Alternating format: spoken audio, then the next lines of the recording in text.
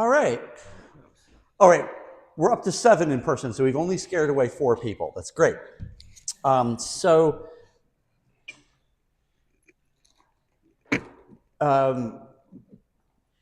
usual warning that we're recording. Only voices will be recorded, no faces. You guys have been great so far, but it's ethical practice to remind you every time. So today is titled "The End Is Near," but it's in quotation marks. It shouldn't be that scary. Hopefully not.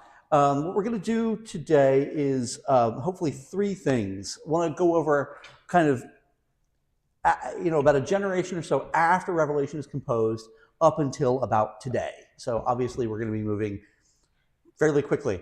So 3 key topics I want to work on: how Revelation got into the Bible, how did people kind of read it between then and now, and then how do contemporary folks, with a particular focus on more conservative evangelicals, how do they read it and how do they use it? So there's a lot of pages in this.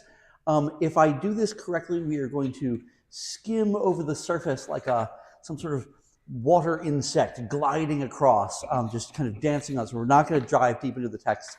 So ideally, I want to spend about a quarter of our time on section 1, about a quarter of our time in section 2, and the majority of our time in section 3. Okay, so Revelation in the canon. So this term canon may not be familiar to a lot of you. The canon, it means a rule. It's related to the word regular.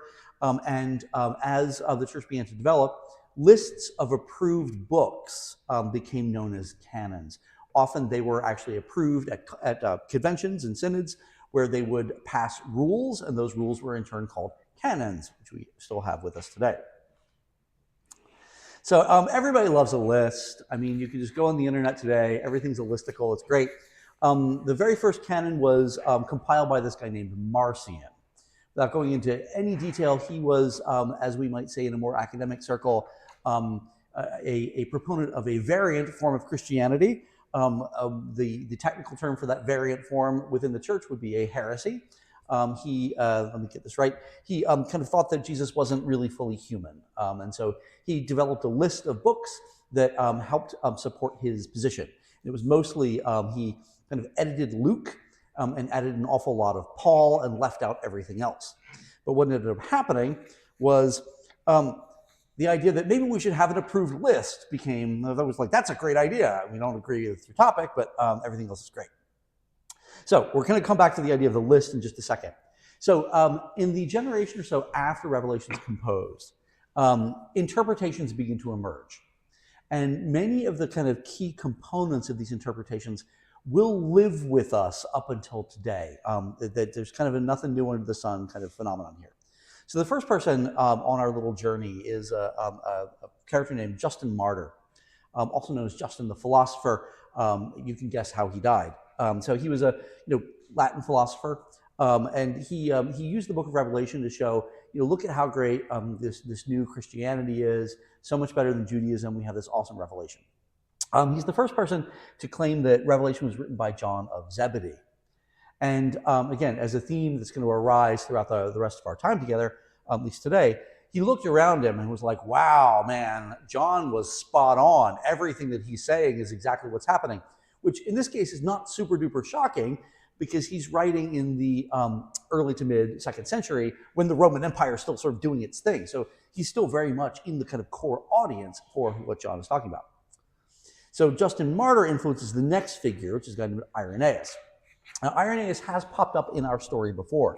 He's a bishop in France, in Lyon, but he comes from Smyrna. So he comes from one of those cities that had one of those letters addressed to it. And he was sort of a disciple, heard the preaching of his predecessor, and he was kind of an old man at the time, man named Polycarp. Polycarp, in turn, claimed to have actually been taught by John, and this would have been the Apostle John, probably. So Irenaeus writes a book called Against Heresies. It's originally in Greek. We have it preserved, I believe, in Latin. He was attacking Marcionism and a kind of Gnosticism called Valentinianism. Do not worry about any of those things.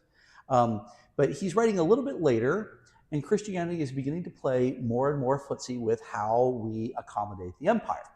And so, he's up in Lyon, and he knows that Rome is the beast. Like he's not dumb. Like he's close enough to this interpretive system that he knows what it is. But he also knows that if he comes out and say this, he's going to get himself in hot water. Of course he is, because that's what John was trying to do. He was trying to get Christians into hot water to get them to withdraw from society as part of the project. So Irenaeus begins to conflate the beast and the false prophet together with the Antichrist. This is a new figure. Antichrist does appear as a term in other parts of the New Testament, but does not appear in John. Remember, we never talked about an Antichrist. So the other piece that he starts to begin to introduce to the interpretation of Revelation is the combination that God asks for not only right action, but right belief. Now, again, if you think back to the reading that you've done in Revelation, John of Patmos doesn't really talk much at all about what to believe, does he? He says what's going to happen. He says, faithful endurance, hold on to the gospel, but there's not a lot of teaching in there. So the idea that the rest of the New Testament, which is heavy on teaching, is beginning to bleed into the narrative of Revelation. Okay, now we get Constantine. Christianity is declared legal in 313 with the Edict of Milan. And before this time, we had two problems in the church. One was we disagreed massively with each other and we were terribly mean to each other. That's par for the course for the church. The other problem was that the Roman Empire was out to get us. Now that the Roman Empire is not out to get us, we can really pull out the knives and start going to town on each other. But this was a big problem for Constantine because he needed to use this new approved religion as part of how he was organizing the empire. In fact, the administrative district in the Roman Empire was called a diocese. That's where we get it from. So people are saying, how are we going to figure out what are the boundaries? What's the biggest tent? And remember, way at the beginning, I said the New Testament is actually a big tent. It's in Constantine's interest to create the broadest possible coalition while still maintaining unity and some vague form of uniformity. So, if only there were a list. Now we get Athanasius of Alexandria. Athanasius was formed during a time of persecution and conflict, in the time before Constantine. And at this point, if you had been martyred or if you'd been sent for hard labor or something like that, that was a sign that you had some fortitude, you had a backbone, that clearly God was with you because God sustained you through these trials. So Athanasius has, to put it gently, a disputed election and a rocky episcopate. So again, so much intrigue, don't have time to get into it. The previous Archbishop of Alexandria, I think, dies. A bunch of people slowly start to form a little synod to elect a new one. And before they can do that, Athanasius grabs 10 of his friends, they elect him, and he sends a letter off to the emperor. And the emperor says, this is great. And the other people are like, what's going on here? So much conflict in Athanasius's episcopate. I believe he's exiled 4 times, makes up with the emperor 4 times. The emperors stop being Orthodox, they start being Arian. Don't even worry about that either. But Athanasius outlives them all. He serves for 48 years. And in that time, he's able to really put a stamp on the emerging church. Really, really crucial figure for us. So he sees a metaphorical conflict, but a conflict within the church. So now he's taken this right action and this right belief to say, some of these baddies, some of these false prophets, the people leading us astray, maybe those are other Christians who don't quite believe the right way. And again, now the story moves not just from right action and right belief to right belief and wrong belief. Here's the canon of Athanasius. It should be familiar to you. It's the same one we have today. Now, just because Athanasius, Athanasius sort of wins out, and the opinion, the belief, the position, I should say, that Revelation is inspired scripture and does belong in the canon, just because that wins out does not mean that it was a uniform position to have. So another key individual, a guy named Dionysius of Alexandria, and his quotes are preserved by another figure named Eusebius of Caesarea. Dionysius was not convinced. He did not think that this was quite where we should be. So he looked at it and he said, some of us have set aside and rejected the book altogether. Actually, I want to back up. As we get into some of these quotes,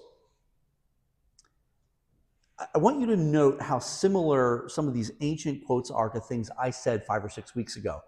I was basing that off of contemporary scholarship. Here's what people a long, long time ago had to say. Some of us have set aside and rejected the book altogether, criticizing it chapter by chapter and pronouncing it without sense or argument and maintaining that the title is fraudulent. It is not the revelation of Jesus Christ at all. And what he means by it is without sense or argument is it's badly written. He's smart. He reads this Greek. He says, this doesn't make any sense. We covered this weeks ago. And then he says, but I cannot readily admit that he was the apostle, the son of Zebedee, the brother of James, by whom the Gospel of John and the Catholic epistles were written.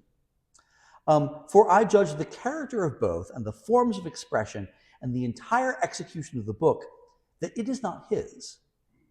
He's doing literary analysis on this and saying the vocabulary is wrong, the grammar is wrong, the syntax is wrong. These cannot have been written by the same person.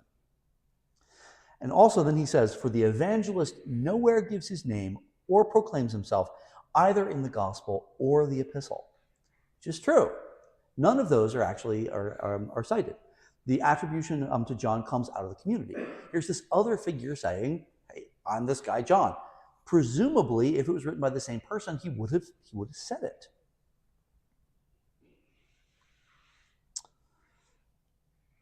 So what we get here in relationship to the canon is that Revelation begins to provide a framework that aligns non-Catholic thought with Antichrist and the beast.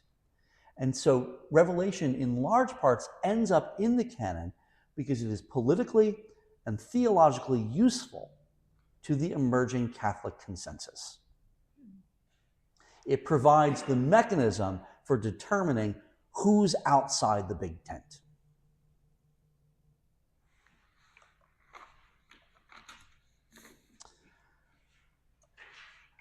But again, there are many, many interpretations, and here's just a brief survey. Origen describes Revelation as the story of a great conflict and the ultimate victory of God over sin and vice. So Origen, writing, again, about 100 years, 125 years after the book of Revelation, now sees it in a spiritual register. So a huge component of the political aspect of the story has now been excised. Then you get these, I was about to call them crazy people, that's a little bit unkind. These folks called the Montanists. They were the original ecstatic, oh my gosh, charismatic, speaking in tongues kind of people. They thought Revelation is absolutely accurate. And you know what? We're in the middle of it right now. Yay. Writing at exactly the same time, a guy named Victorinus. Revelation is not a step-by-step prediction of the future. Okay, so now we've got good literary analysis coming out of Victorinus. It becomes very influential on later medieval thought.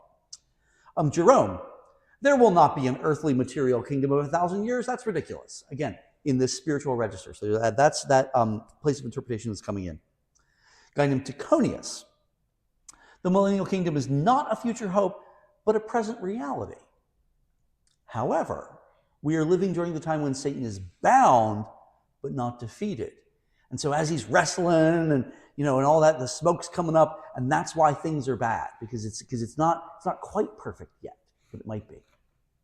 And then Augustine uses Revelation to describe a description of the interior life of the Christians, so of an individual Christian. So baptism is the first resurrection, and then the end times is the second resurrection. Also a really interesting model.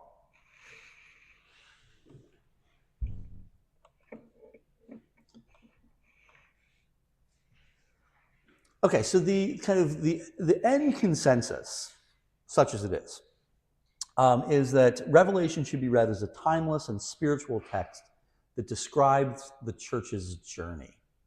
It's a very open statement. We'll see how that actually plays out in a lot of different directions. But I think it's important to note how far we have drifted from what I think we have already shown is the core message of Revelation. Wherever you are, whatever you're suffering, repent and return to the Lord and hold on to Jesus Christ with faithful endurance. So John was sending a message to individual churches, and since there were 7 of them, by extension, the whole church in terms of its relationship to the world around it. Now it's become a narrative description of the church's movement through time.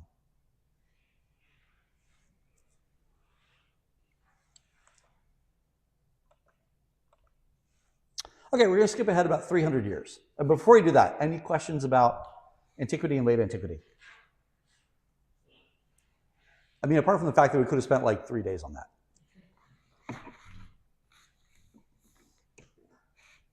All right, here we go. Our old friend Bede, Venerable Bede, lives late 7th, early 8th century up in the north of England. Could go on and on forever about Bede and his time and all that sort of stuff, but we won't. So he writes a commentary on the book of Revelation. I'm actually just going to kind of say the text that he's working with is on the left-hand side. The way that he writes his commentary is he pulls out individual words and then talks about them, like words or phrases. So it's not sort of a kind of a full narrative commentary. So he starts out, he starts with verse 1, the revelation of Jesus Christ, and then he goes on. But the key for him is that the purpose of this revelation is to strengthen preachers of the faith against the opposition to the world. So he gets it. This is about church versus the world. So he reads the core message, he gets the core message. And then he says, looks at the statement that that these are things which will shortly come to pass. And he says, that is, which are to happen to the church in the present time. So he locates the revelation in the past, and he says shortly brings us all the way up to today. And then at the very end, again, just if you needed no reminder that people in antiquity were not dumb, 7. By these 7 churches, he writes to every church. So this understanding of 7 as the kind of numerical stand-in for fullness, fully incorporated into Bede's thinking in the 8th century.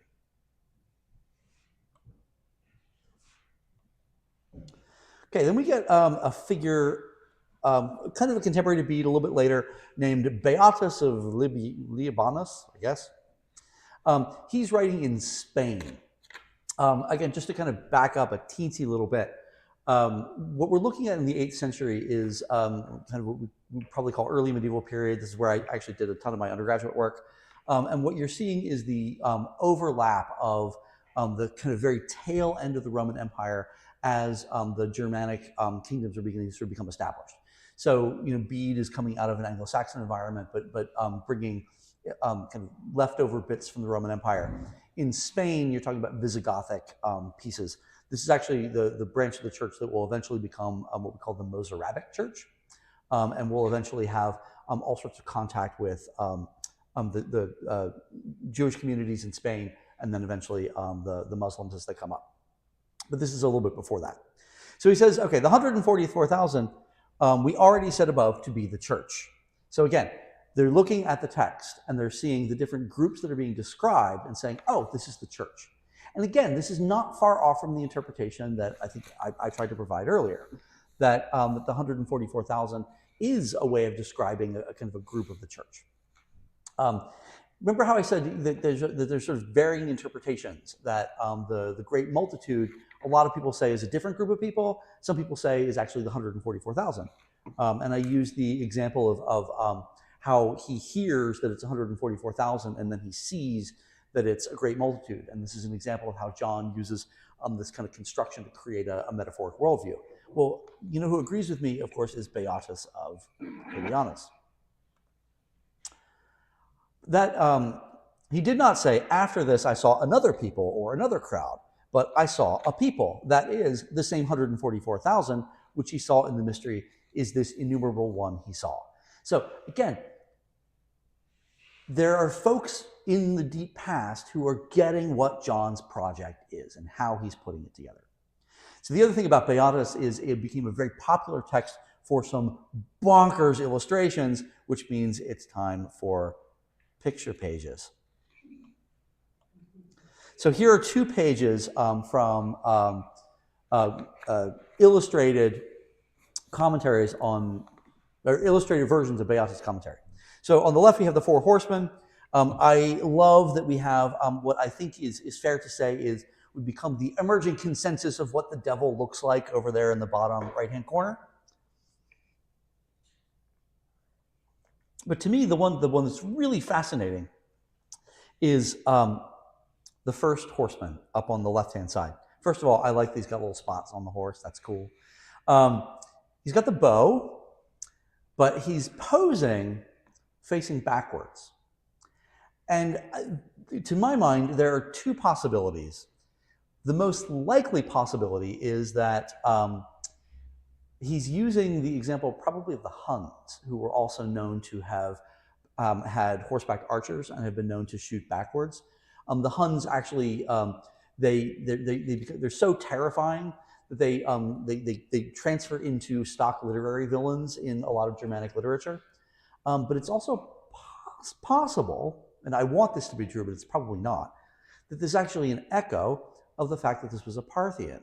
Remember, we talked about how the Parthians would ride up and they would shoot their arrows, and then as they would pull a feint and they would ride backwards, and then they would turn around and give a parting shot. And then over on the right-hand side, because this is just great, I love this, guys, you've got the serpent in the upper, the serpent dragon, and then you got a beast. In the bottom right-hand side, you have the false prophet. And they all got the little frogs coming out of their mouths, because frogs. But look at that false prophet. It's a bishop. So now, of course, I think there's two pieces to this puzzle. One is, in the 8th century, when Beatus is writing, you look at the text of Revelation, the false prophet leads people to worship the beast the wrong way. Well, they don't really have any images now of folks who are major religious leaders who are not bishops. This is the default image for a senior spiritual leader. However, it also feeds into the idea that if this is describing how the church polices its boundaries, then the false prophet would be a bishop. It would just be a false bishop.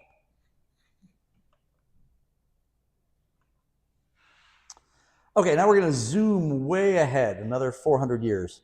So this guy named Gioacchino Fiore, he's Italian. He uses Revelation to divide up time. And so he begins to sort of look at, what is the expanse of history? And he says, well, there's the age of the Father, which we might call the Old Testament, and the age of the Son, which would be up until the year 1260. Where is he getting 1260 from? And so the woman who gives birth flees into the desert for 1,260 days. So each day becomes a year, 1260. All right, guys, it's time to really knuckle down. Jesus is going to be right around the corner. This is a theme that we will hear over and over again. But after that, don't worry, it's going to be great. The new church will flow from the old church, but the institution will pass away.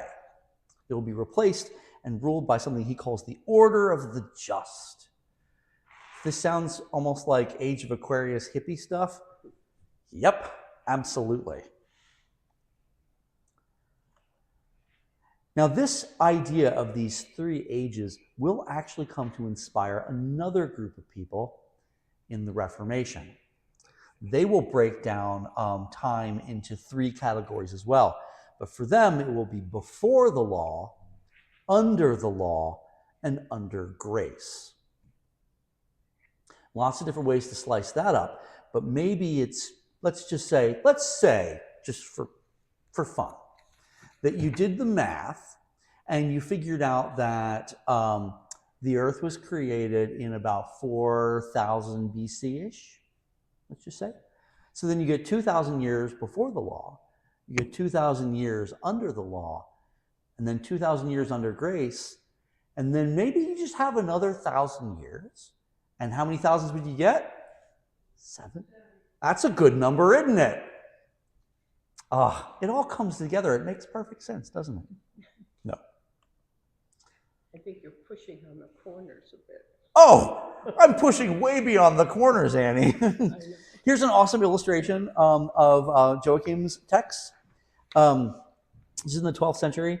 I love that dragon. I just want to point out on the left-hand side the sort of the geometric and cosmological imagery. I don't even know what that is. And then lastly, just to note, the 12th century is a time when there is significant economic growth and kind of relative kind of wealth. But look at how much white space there is on the page. And again, remember, manuscripts are incredibly expensive to produce. So the idea that they would sort of leave all that white space, or put that illustration of that dragon, and then just kind of work the text into it, I think it's fascinating. An indication of how significant this text was.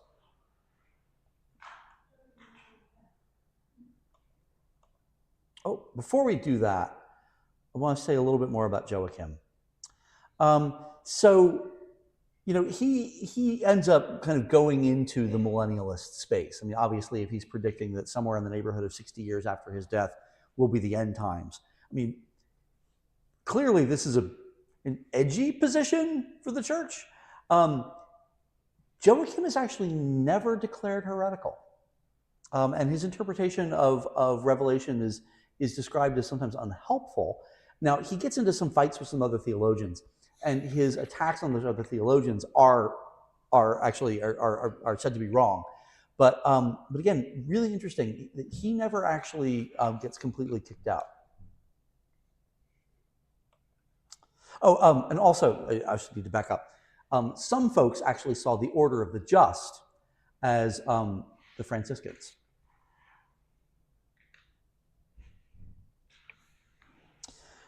This brings us to another really interesting figure, and we're going to skip ahead about 300 years. Martin Luther. Martin Luther has a very complicated relationship to the book of Revelation. When Luther translated the Bible into German, which we all saw accurately depicted in the movie, which was excellent, he said, well, I want to put the Bible in people's hands. But the Bible, they might need a little help figuring out what this actually means. So in addition to translating it, he wrote little prefaces for every book to say, here's what's going on with this book. Now, in 1522, the first translation, he included it, but he was not a fan. So he described it as neither apostolic nor prophetic. He says, and I thought this was great, I think it approximates the fourth book of Esdras, which should not surprise us at all. We didn't cover this in great detail, but fourth Esdras, or second Ezra, is another second century, or actually a first or possibly early second century Christian apocalyptic text. It's not, it didn't actually really make the cut. So it's very much in the same genre and family. He says, I can in no way detect that the Holy Spirit produced it, which is pretty harsh. And then he says there are far better books available for us to keep. So a couple things that are interesting, I think, about this. I think he identifies how unusual a text it is in the New Testament. He clearly has access to significant other pieces of scholarship, like 4th Esdras. And then he says there are far many better books available for us to keep. Again, he's aware of other early literature that he actually thinks is better. I'd be curious to know what they were. So then he goes a little bit further. He says, many of the fathers also rejected this book a long time ago. So now he's reading church fathers and seeing what they're doing. Martin Luther, smart cookie, does his homework. And then I think this is probably the harshest thing. He says, Christ is neither taught nor known in it. Okay. Maybe it should have been included. Maybe it shouldn't have been included. But you can't say that that he wasn't trying to include some Jesus. So again, he's a little bit harsh. But then over the next 8 years, he produces another new, better translation, and he produces new prefaces for all these books. And he's come around a little bit on Revelation. So now he says that he's not sure about it. He said, I let it alone. Some people like it. I wasn't so sure. I wasn't so sure, especially since some of the ancient fathers held the opinion that it was not the work of St. John the Apostle. So he's read Dionysius.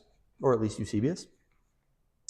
But he says, since it is intended as a revelation of things that are to happen in the future, and especially of tribulations and disasters for the church, we're back to this sort of church-centered interpretation, we consider that the first and surest step towards finding its interpretation is taking the history and events of the disasters that have come before, so looking back to maybe see what it says in the future.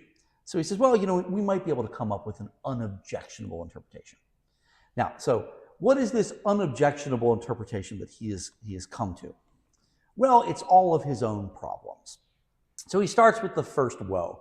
He says, well, the first woe is clearly Arius, the great arch heretic of the early church. But the second woe is Muhammad. Yeah, let's go with that. And he says, well, look, he's coming from the east. We'll talk about that in a second. But then he says the bitter book, the little scroll, well, that is the papacy, with its great and spiritual show, the Mass.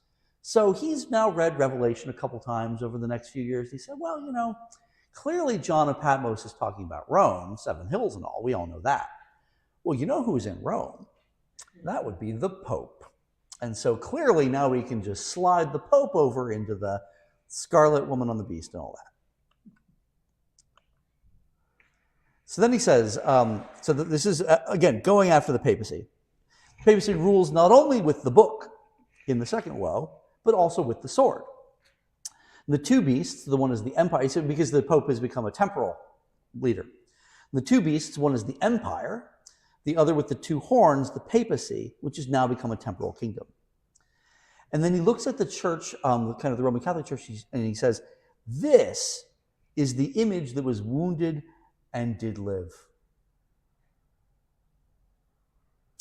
Then he looks to the all of the sort of geographic information, looks to the Euphrates and the kind of the army that will come from the east, and says, well, that's Muhammad and the Saracens.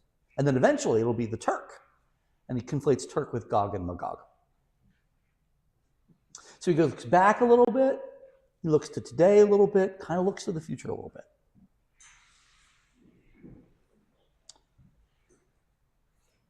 Just wait 1 second. I saw someone put a coat on. I'm going to check to see that the heat is actually up.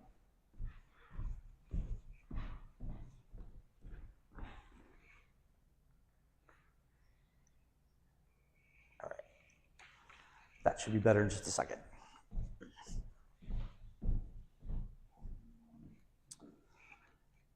All right. So a few years later, with the last edition, here we go. Now we have the woman in scarlet on the beast, and she's wearing the papal tiara.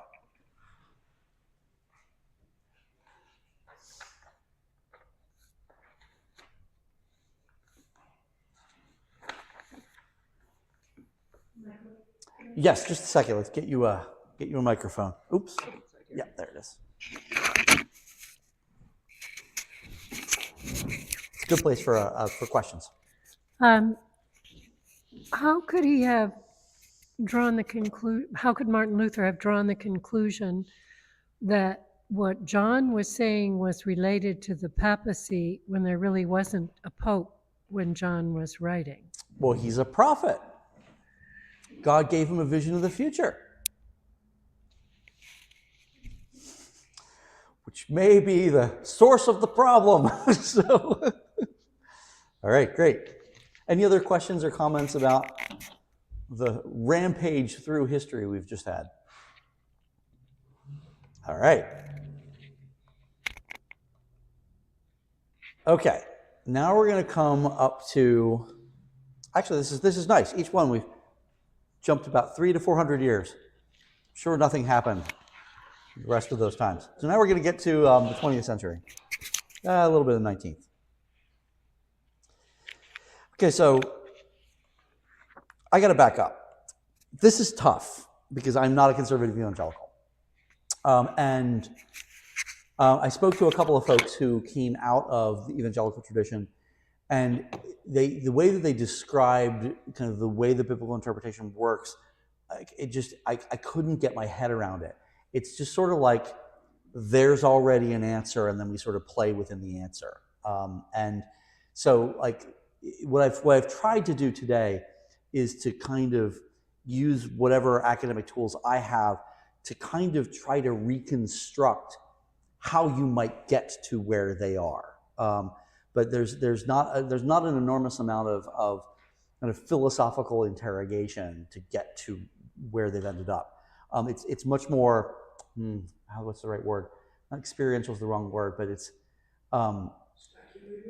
speculative is a good word. So they'll try things out, they'll try ideas out and kind of put them together, and then kind of a worldview will emerge. I will say, I think I've been able to put together a description of what I believe is an internally consistent and coherent philosophical approach.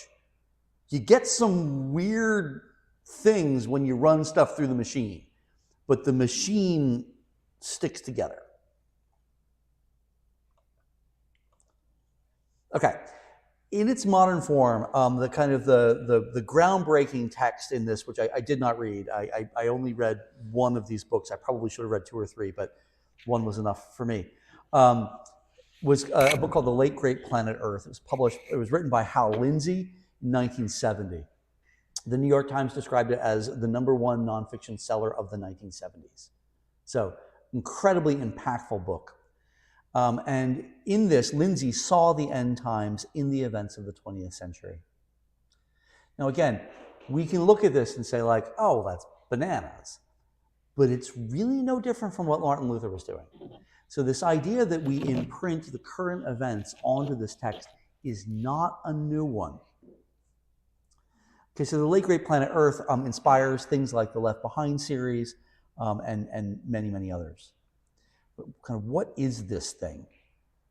So the book that I read was a fairly kind of popularly written text called The Book of Revelation Revealed, an in-depth study on the Book of Revelation by a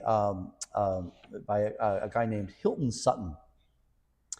So in the introduction, he says, by the way, there's some crazy language in these quotes. I'm quoting. Just wants to make that really, really clear. Most godly men teach only part of Revelation.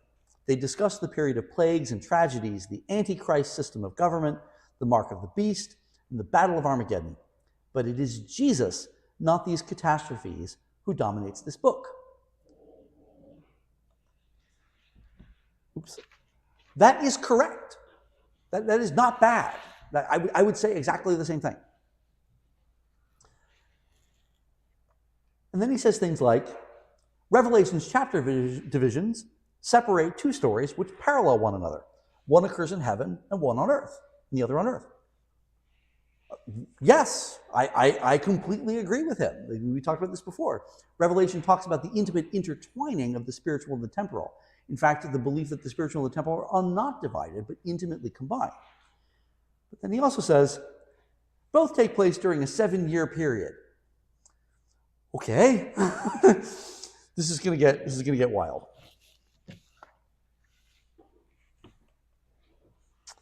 Okay, so the interpretation in these sorts of texts, slippery is kind of a word. So he says this. I'm going to read this one. Some people state, we believe. Okay, I read this so you don't have to, because this is crazy stuff. Some people state, we believe these locusts represent jet aircraft, which have a horrible firepower. Have you ever seen an airplane eating grass and leaves off the trees? John's description of the locusts as insect corresponds with an ancient reference found under locusts in most encyclopedias. These locusts are literally insects commanded to attack the men who do not have the seal of God on their foreheads. It's a lot to unpack there. So first of all, we have literal locusts who are biting people and causing problems. For the men who do not have the ladies, I guess you're fine. You don't have to worry about the locusts. I don't even know. But again, the implication is there are some folks within this school of thought who believe that the locusts are symbolic of jet aircraft. Okay.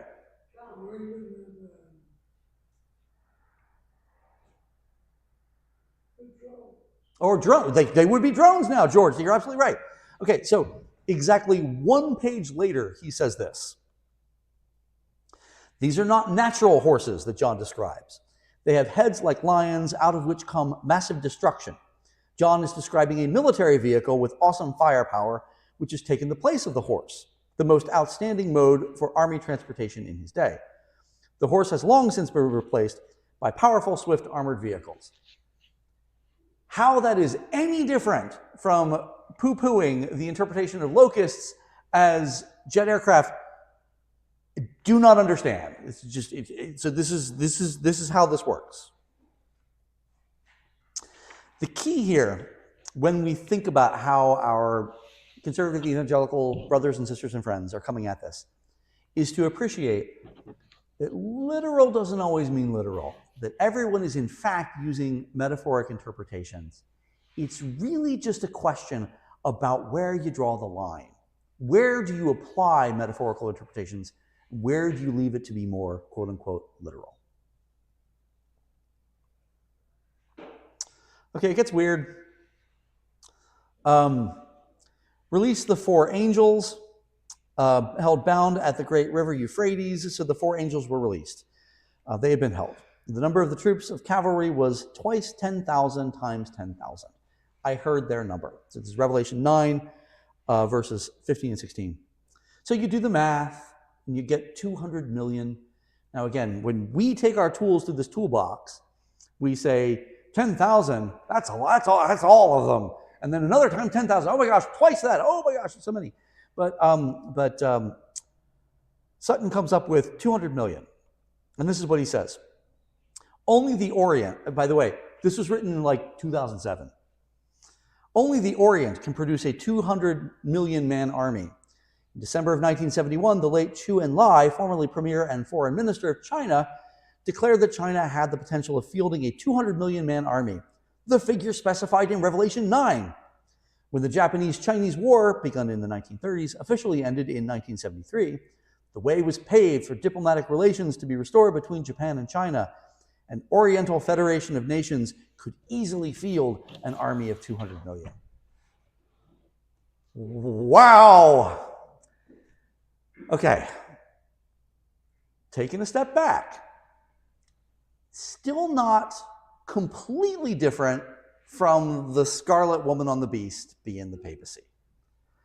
But what we are seeing is very, very detailed and specific historical events being attached to the possibility of kind of events happening in Revelation.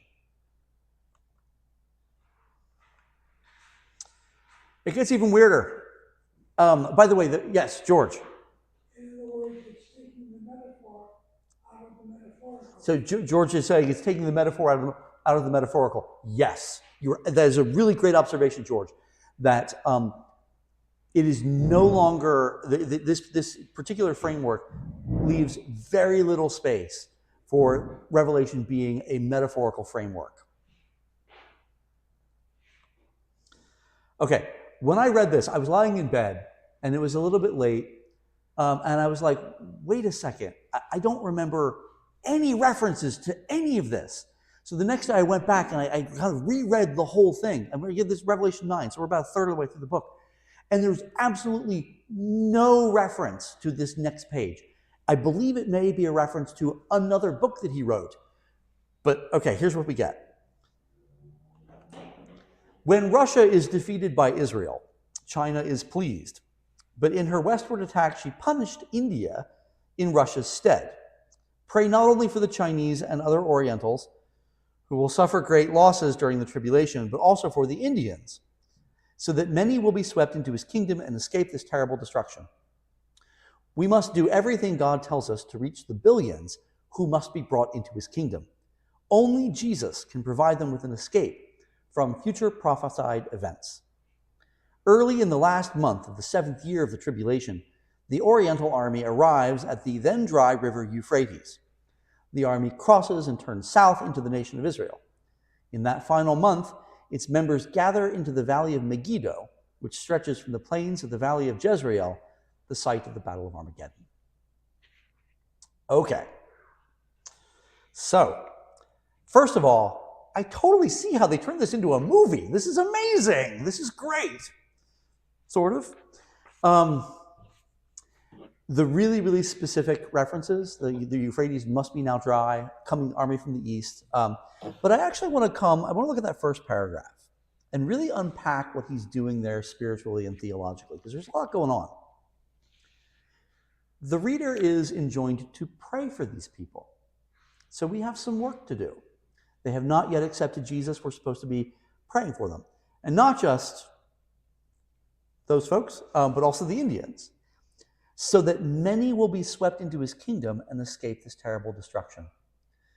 Oh, hold on. Let me finish. Hold on to your thing there, because I want to. This is an excerpt from Revelation Revealed. This is a conservative evangelical teacher. So we must do everything God tells us to do to reach billions. So there's still an element of the responsibility of the church to extend Christ's mission, to preach repentance, to preach coming back, to turning to God. So despite all this crazy stuff, elements of this core teaching are still present. And that's actually going to be important when we finally systematize what all this stuff is. So when we read this, it's confident, it's simple, it's direct, it's consistent, and it explains everything. It's great. Apart from the fact that it doesn't work, but that's neither here nor there. So I'll pause here for just a second, because that was a lot. Any other reactions, comments? Oh, Lucy, you got the conch, and then we'll pass it up to Annie. My question is, does this represent what conservative churches believe, or is this just a popular book that kind of riffs on a bunch of things? I can't speak to the exact prevalence, but it's not small. This is large elements of this, I believe, would be part of an accepted belief structure. So is the consistent element then, going back to Martin Luther, taking revelations to predict a future that incorporates something going on today? You are already anticipating the next section. You're absolutely right. So let's pass that up to Annie here. Oh, evangelical, because, yeah. because I can't wait till we get the end and I can say, we could read anything. They're good, bad, and whatever. And it seems to me the thing is broken out that first we scare everybody, then we make them repent, and then they believe, and then we're all set and everything is hunky-dory. But when you look at this thing, nothing is different, and it doesn't make any difference what war it is. And I think it's, to me anyway, it's ridiculous to be specific about the wars. It's just, this goes on forever, and I know that this is supposed to be fill up the whole story and that's the end of it, but it isn't. And I think it's only the evangelicals, I hope, who think this is the end of time, because clearly it's not meant to be that way. It's supposed to be a revolving thing as the world is revolving, right, and events evolve. So, I wrote my little piece, and I'm the only one who did, but I'm so itchy to get to the end of it. So the cliffhanger where we're going to end with today is we're just going to be covering this bit today. What we're going to do in 2 weeks when we regroup after Thanksgiving is to say, okay, now that we've done all this, how do we in this congregation, in the Episcopal Church, how do as individuals, how do we chew on this text? How does it apply to us? So we'll get to that in the end. We've got one for Stephanie here. Thank you, Ken. Can I just speak loudly? Nope. People at home can't hear you. Okay. We got I always we got thought three of customers at home. the so. Battle of Armageddon as metaphorically someplace where everything ends. But is he the first guy that actually locates it in a location? No. That's so Armageddon is itself kind of a it's a word that sort of sounds like it's either a corruption of or it's related to the word Megiddo, which was a real place. And it was the site of at least one, if not two, really, really significant battles. So historically, within the story of the people of Israel, Megiddo was a place where big battles of significant consequence were fought. And so John's thinking, well, if you're going to have a final cosmic battle, obviously it's going to be there. It's going to be, outside of Jerusalem. It's going to be on the plains of Megiddo.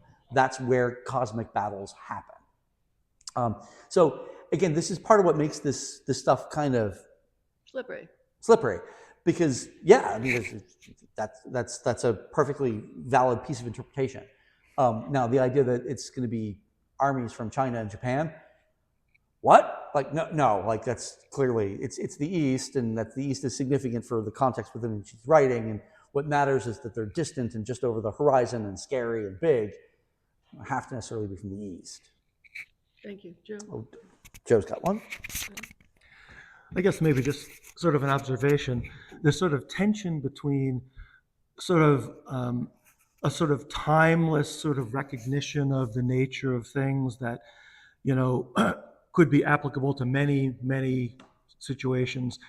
And people, whether it's Martin Luther or, this contemporary 70s, making something specifically about the challenges that we're facing. So we create a sense of urgency on the part of people who are reading this now. So it's one thing if I'm reading this and I'm relating this to what happened back in the Roman Empire, but on the other hand, if I've got hordes of people coming from the East and it's right in my own time, there's a tremendous sense of urgency about now, I guess, carrying out a rather extreme version of the Great Commission. And I really need to be converting people right now, because this is right on us. There's kind of a sort of self-focus there that we are the end times, as opposed to all those other times people thought were the end times. This is really it right now. You guys are so smart. You're actually anticipating all the pieces that we're going to talk about in just a second. So, how did they get here? And this is where I give my best effort to kind of package and reconstruct a philosophical set of decisions and combinations that will result in what you just read having internal cohesion. How would I put it that way? So one piece is the broth is the historical interpretation. So the fact that the history's been interpreting this for a long time, they're not making it up. They're not starting from a blank sheet of paper. They're coming out of the church, and the church has had interpretations in the past. Another component has to do with the idea of biblical inerrancy. We'll talk about each of these in turn. The third is biblical literalism, which is different from inerrancy, although they're related. And then the fourth component is the interpretive method that they're using. And that's actually going to be so all four of these are the ingredients to make this soup. So we start with the historical interpretations. So this understanding that the spiritual and the temporal are connected, standard interpretation, it's fine. But also within the historic, you're looking at me odd. Yes, I'm wondering if you actually believe this. Do I believe? So well, that's a good question. Why don't we save that for the end? Well, I think that what she was all the way through, we're missing something. Hold on. Get yourself a microphone if you're going to have a comment. Yeah, I do. I think we're sort of missing something, or John Patmos is missing something. And that is, they talk about Jesus here and there, but the fact is they sort of forgot about God, the 10 Commandments, and that's all we need. And I don't know why. It seems to me now we think, I don't know, I'm just talking from myself, but we think the evangelicals are kind of misinterpreting everything. So is this what happened then? That perhaps the people who are more impressionable bought this stuff, and well, unfortunately, historically, I don't think that's an answerable question. We don't know. We don't know, but I think we can assume some things. And in what we were supposed to talk about in our whatever 100 pages or something, what were the similarities between the times of John of Patmos and us? Well, I'll go over what I hope you guys can do at the end as well. But okay, I want to get back to this for a second. So we saw throughout history that there's always this temptation to read Revelation as describing what's happening today. And that actually, in turn, greatly informs the interpretive method. How do you manipulate it? And then we also see historically that there's always a kind of a slippery slope into millennialism, the idea that we are in the end time. So in the 2nd century, they fell into it. In the 12th century, 13th century, they fell into it. And in the 19th century, if you're familiar with Millerism, again, it predicted the end of the world. One of my favorite phrases in the entire English language, and when the end of the world didn't happen, it was called the Great Disappointment. But then this actually turns into Seventh-day Adventism, which will in turn give us the Branch Davidians. So again, this millennialism it's not far away. Okay, biblical inerrancy is another key component to this system. Biblical inerrancy flows from the idea that God is perfect.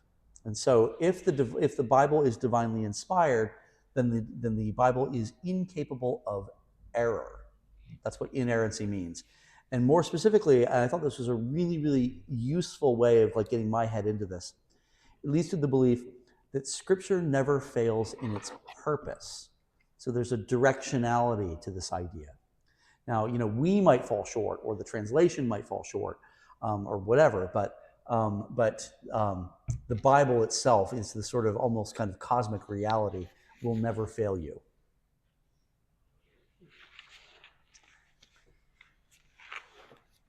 Let's see. Okay. Now, biblical literalism. So I forget exactly when the Chicago Statement on Biblical Inerrancy was written, but this is where the sort of the tightest definition of biblical literalism comes from. We affirm the necessity of interpreting the Bible according to its literal or normal sense. So anybody should be able to pick up the Bible and read it and figure out that it's true, and figure out what it means. So the literal sense is the grammatical historical sense, that is the meaning which the writer expressed. No interpretation is figures of speech. Anything that's normal you can use to interpret, but not anything that's off the wall. Which is a problem when you apply this to Revelation, because there's nothing that's not off the wall. So we deny the legitimacy of any approach to Scripture that attributes to it meaning which the literal sense does not support. So, the Revelation never says that that's Nero, so therefore it must not be Nero, even though clearly it's Nero.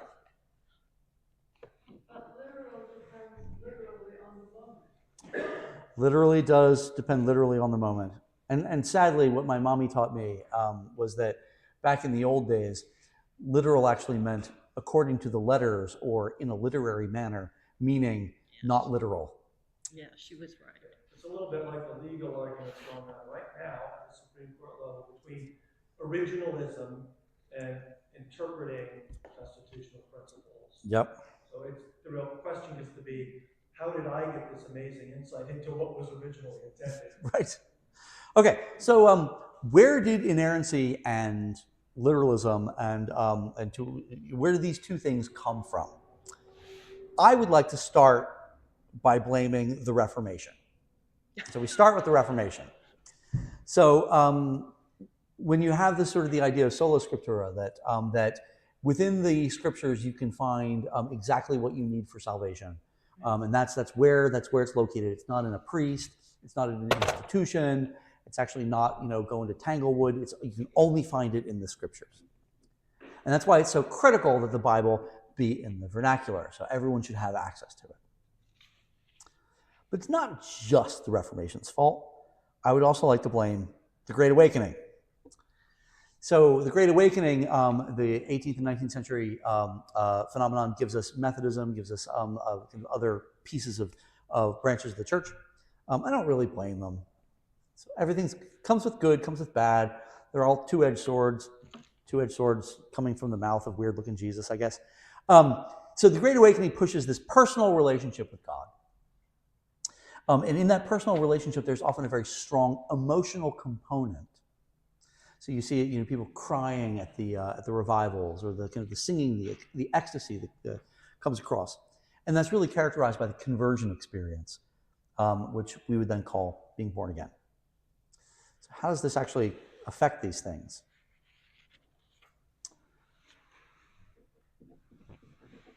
Actually, I'm going to back up. Let's see if I'm going to do this. So, if the scripture is the location for things that, for everything that will save us, it better be right.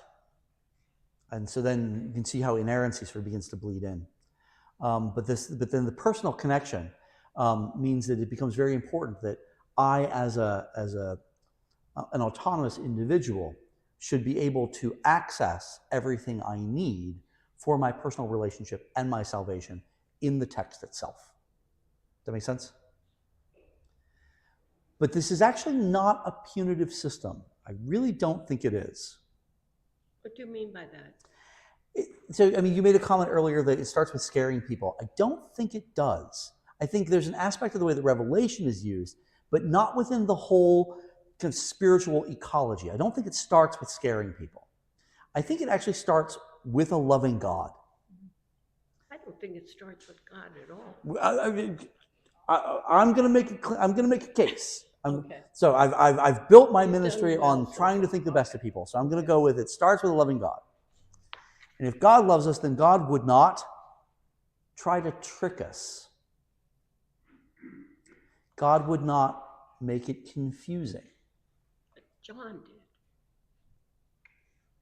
We'll get there, Annie. God would not make it difficult for us to understand.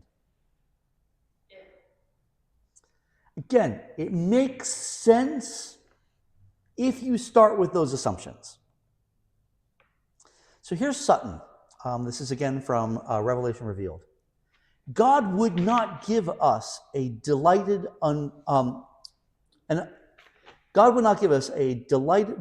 uncomplicated book, and then close it with a chapter draped in such theological profoundness that no two people could agree on its meaning.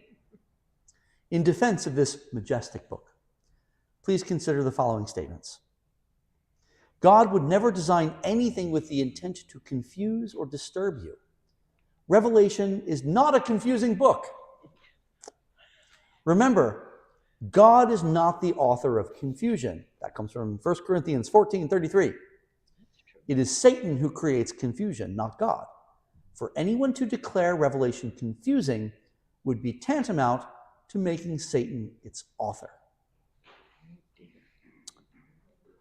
Again, in order to say this makes no sense, you have to unravel an enormous tapestry. It doesn't make any sense, but the tapestry's here.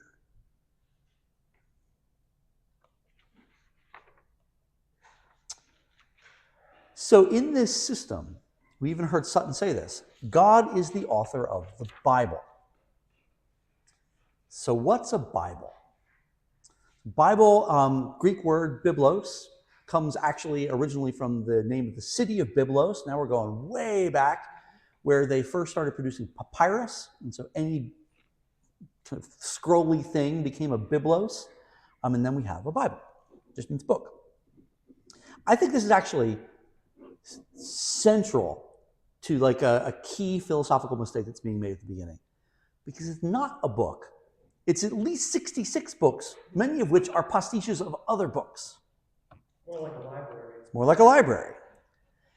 But if it is a book, then that means there is an author. And an author who loves us and wants to make sure we understand would never leave contradiction. Which is a problem, because there's lots of contradictions in the Bible. So Sutton goes on to say, on page 29, the Bible is composed of 66 volumes written by some 40 men of God over a period of more than 1,600 years. The Bible's continuity is superb. You know what? I actually agree with him on that.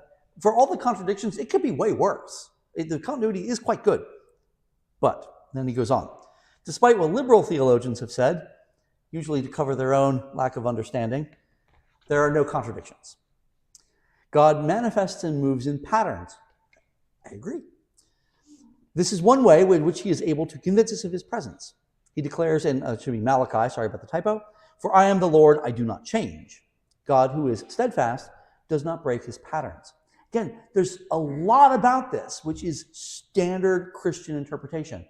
God is unchanging. Yes, absolutely. I mean, there's tons of this.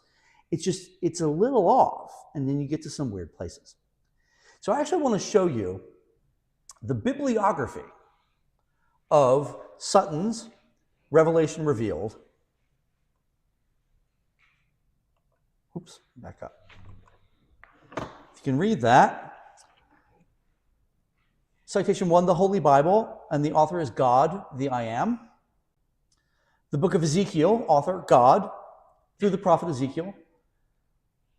Book of Daniel, author God, by the prophet Daniel, and you can see where this is going. So this is again, I think this is clearly not a scholarly text. There are other scholarly texts that would not do this, but I think this is incredibly indicative of what's sitting under this mindset. Again, I was late at night reading. I was like, what? And then I was like, oh, this makes sense. Okay. The fourth piece of this puzzle are the interpretive methods. And we covered them way back in week 1. But I'm going to add a spin to one of them. First, the idealist method, which I believe is the one that we've primarily been working through here, focusing on timeless truths. We talked about this before. The risk is that the original recipients are unimportant. And so folks like Victorinus and Origen are holding this. The interpretive method that becomes sort of normative for centuries and centuries and centuries is the kind of the world historical, the church historical. So John interprets history down to the reader's current time.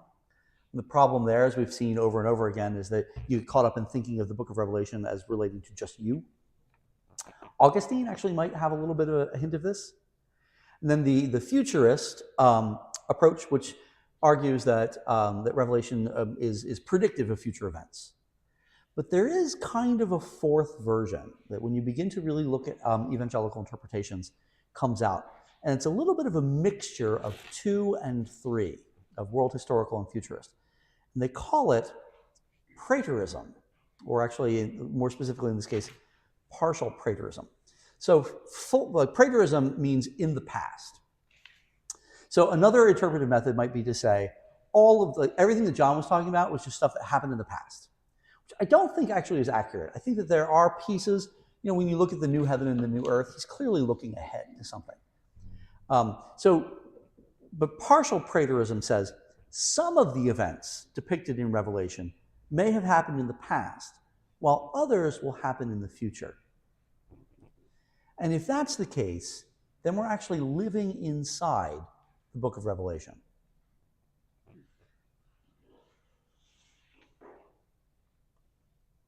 I think this is really important. So then you get this problem of the 1,000 years. So I'm actually going to take these out of order because I probably did this a little bit. I did this wrong. So some people say, there will be a time period where Jesus is in charge and it's great, but 1,000 years is just symbolic. That's called amillennialism. Another approach called postmillennialism, which says that we're going to have this period of time when the church does its work to evangelize and do all the stuff and do all the things. And then after that's all done, a time period will come when it's so great that it's just like if Jesus were here doing it all. And then after that, Jesus is going to come back, second coming, at the end of the 1,000 years. So that's called postmillennialism. And then the third, which is the first one here, says that Jesus will come and usher in a 1,000-year reign. That we got that. And the ministry that gets us to that 1,000-year reign began in his earthly ministry. And then after the ascension, he handed that ministry on to the church. And it's the church's responsibility to make it so that the world is as if Jesus were in charge, so that Jesus is ready to come and take over. So, Jesus will come back when the world is ready for him to reign. You follow? Where does it say that? Premillennialism. When the church's work is complete, Jesus will return.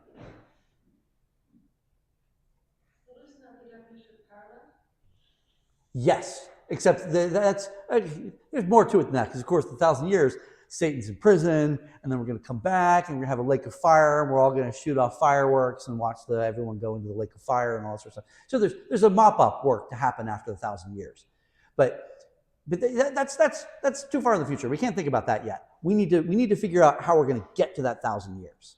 That's where our eyes are on that prize. Hold on. Yes, got a couple of people. So, Annie, make it quick. Yeah, I just wondered why they would accept the symbolic 1,000 years when they don't accept anything else. Oh, don't worry about amillennialism. That's a very small minority of people. It's just it's a different approach. Okay. Another component here is what we call dispensationalism. A dispensation is simply, it's a fancy word in this case for a time period or an age. Now we saw that back with Joachim, with the 3 ages. We alluded to it with the 2000, the 2000, the 2000, the 1000. There's other systems that involve 7 ages, lots of different ages. So this is just simply the belief that God divides history into different quote unquote dispensations, different time periods. Almost invariably, if you are playing footsie with dispensationalism, you believe that we are either living in the last one or the next to last one. And we're right on the edge of the last one, because the last one would be that 1,000 years. So, okay. So let's do this in a picture.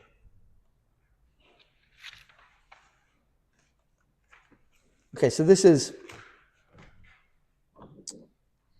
dispensational premillennialism. So on the left-hand side, you got the cross. And then right as things are about to go south, you get the rapture. And then we get some tribulation, probably 7 years. And then the second coming with the church. And then we get the 1,000 years millennium, and then we get the last judgment, and we're good to go. Okay? You guys are very kind. This is a weird rabbit hole to go down. Yeah, George?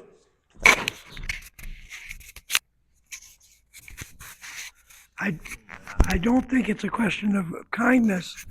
I think it's a question of being able to sustain ourselves in understanding where in the whirlpool we are. Well, you're being very good. So I'll try not to. Again, this hurts my noodle to think through this stuff. Now you may be saying to yourself, "We haven't talked about the rapture, Father. What's going on with that?" So 1 Thessalonians chapter 4, verses 16, 17. For the Lord himself shall descend from heaven, and with a shout, the voice of an archangel, with the trump of God, and the dead in Christ shall rise first. Then we which are alive and remain shall be caught up together with them in the clouds to meet the Lord in the air, and so shall we ever be with the Lord. Okay, remember, there's one author who makes this easy for us. Now, Revelation does not speak to this being caught up in the clouds. So somehow we have to shoehorn this event into the chronology of Revelation. How do they do that? They say that Jesus will appear, but not return. The return is the second coming. He will appear. And then the true church will be caught up at the beginning of the messiness so that they don't have to go through the tribulation. So this is not the 144,000. God is merciful, loving God, remember? So there will be 144,000 converted Jews, because it's from the 12 tribes of Israel, and they will be tasked with continuing the church's work. So the true church now is up in the clouds. Now we have a new true church composed entirely of converted Jews who will go off and continue to convert people. And then we're going to get some witnesses, and then eventually all those billions of Indians and Japanese and Chinese who are converted by the 144,000 will constitute the rest of the church, and they will be brought up to God after the tribulation's over to join with Christ and the true church for the 1,000 years. I'm not defending this. I'm just trying to explain it so that if you hear people talking about raptures, you know sort of what they're talking about. Okay. So when we put this all together, you got preterists. Some things have happened, some are yet to come. Dispensational. We are living in the last time, before the rapture and the tribulation, but still on the path to the completion of all things. Premillennialism. So we, the church, have been tasked with continuing Christ's work. Satan will gradually be defeated by our efforts and God's grace. Here's what makes this so slick, and it is slick. Partial preterism allows for constant recalibration. In Sutton's first book, it was not Russia that was defeated by Israel, it was the Soviet Union.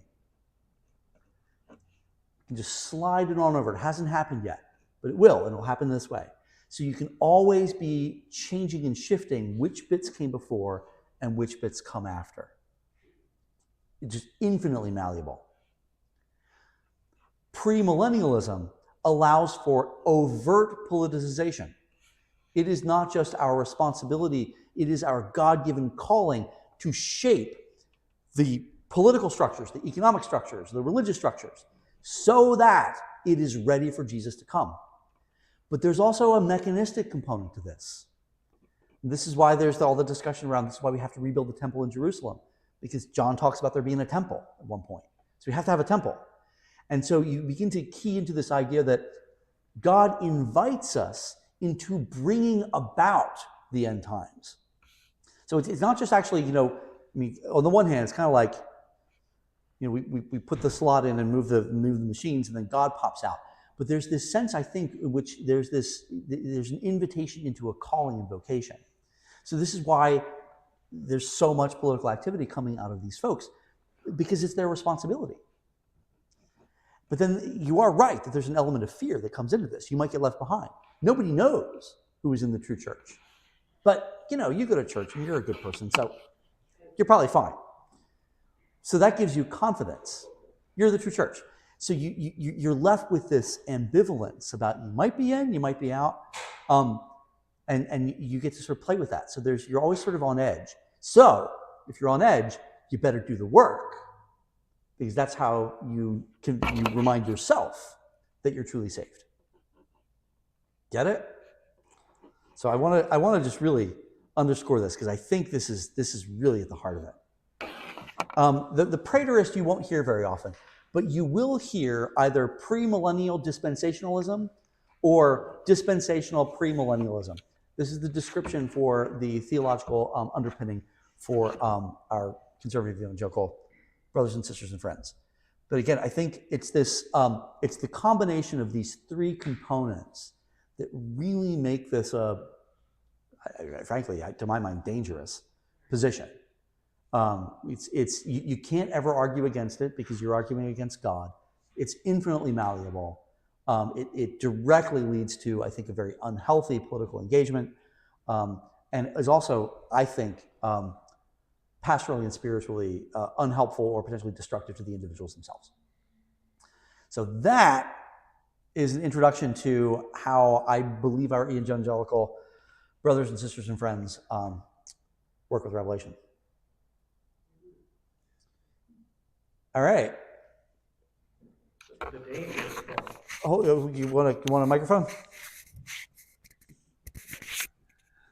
So the dangerous part is it's the perfect pretext for me to advance my own objectives because they're always in pursuit of God's will.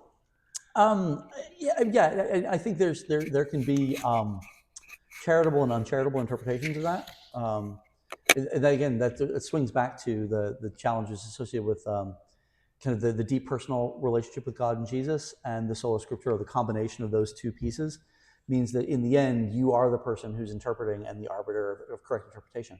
Right? So I'm actually the late of heaven then. Could be, for all I know. Annie, you got one? Well, I don't think it makes us fearful of what's going to happen, but I mean, this whole thing is, I think, a revelation of what the evangelicals are up to, and it's horrifying that people can follow like sheep when God really isn't at the beginning of this parade. It's all of the other people who are interpreting it. But I mean, I know that you are my priest, and I'm hoping that there is another bit to this. Yes. But I mean, it's kind of a conundrum because you're sort of sympathetic with these people, and you can also see, if we bring it to this life, how easy it is to manipulate. Yeah, and that's frightening and for it's us. and I think, yeah, I mean, and for progressive mainline Protestants, I think it's one of our spiritual challenges is to find a way to be as charitable as possible, because again, I disagree very profoundly with this interpretive method and what it produces and how it affects people. The people on the back end are the products of this. So finding a way to be charitable to kind of individuals is tricky. Yes. Any questions or comments from folks at home? Feel free to unmute yourselves and chat away. They've all turned off their cameras. Any other comments or questions? I'm still here, Michael, but I have nothing to comment on. All right, good. So what we're going to do in 2 weeks, I'm going to kind of hit again kind of three pieces.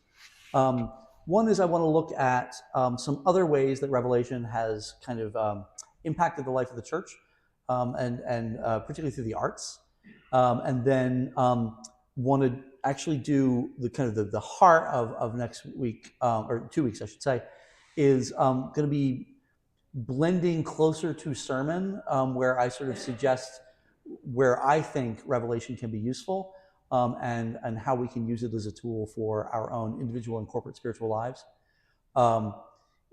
If any folks do submit anonymously some of your things, we may read a few of them, and that should be fun.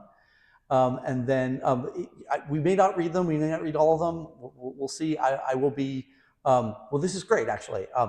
I will pick ones that I think are good and fun, and you can't be offended because I won't know who gave them to me. So that's perfect. And then what I want to close with actually is back to some of our textual interpretation.